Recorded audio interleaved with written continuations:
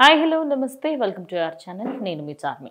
September 2 Pawan Kalyan birthday. ఆయన deputy సీఎంగా అయిన తర్వాత పొలిటికల్ రంగం పరంగా చూసుకుంటే ఇది ఆయన ఫస్ట్ బర్త్డే అనుకోవచ్చు. అయితే సెప్టెంబర్ 2కి సంబంధించి ఆల్రెడీ గబ్బర్ సింగ్ మూవీని రిలీజ్ చేయాలని చెప్పేసి అయితే మేకర్స్ అనుకుంటున్నారని సోషల్ మీడియాలో తెగ చక్కర్లు కొడుతోంది.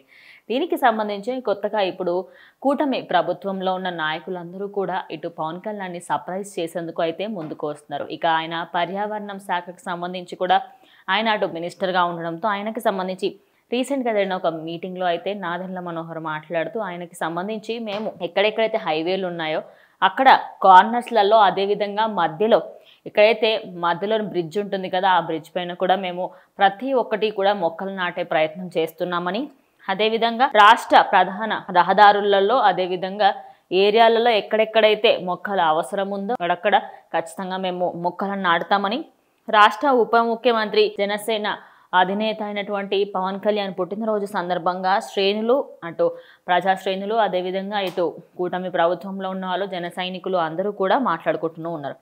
వాళ్ళందరికీ సంబంధించి ప్రతి ఒక్కరూ కూడా ఆయన్ని సర్ప్రైజ్ చేసేందుకు, పర్యావరణాన్ని కాపాడేందుకు అసలు ఆంధ్రలోని ఏ ప్రాంతంలో కూడా అసలు ఎక్కడా కూడా ప్లాస్టిక్ వాడకాన్ని మొత్తం నిషేధించే విధంగా అయితే వీళ్ళు చేయబోతున్నారనే వార్తలు సోషల్ మీడియాలో తెగ వైరల్గా మారాయి.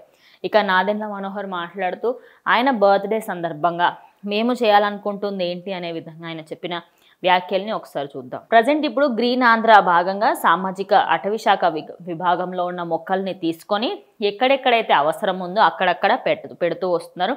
వాటికి సంబంధించి 2వ తేదీన అన్ని ప్రాంతాలలో సెప్టెంబర్ 2న అన్ని ప్రాంతాలలో నాటే అవకాశం అయితే ఎక్కువగా ఉందని సోషల్ మీడియాలో ఎక్కువగా వినిపిస్తోంది. అదేవిధంగా డివైడర్ల మధ్యలో కూడా అటు మొక్కల్ని నాటడానికైతే ఇటు ప్రభుత్వం ఆలోచిస్తుందనే వార్తలు వినిపిస్తున్నాయి. ఇక ఈ పనులన్నిటికీ సంబంధించి తొందరగా స్టార్ట్ చేయాలి.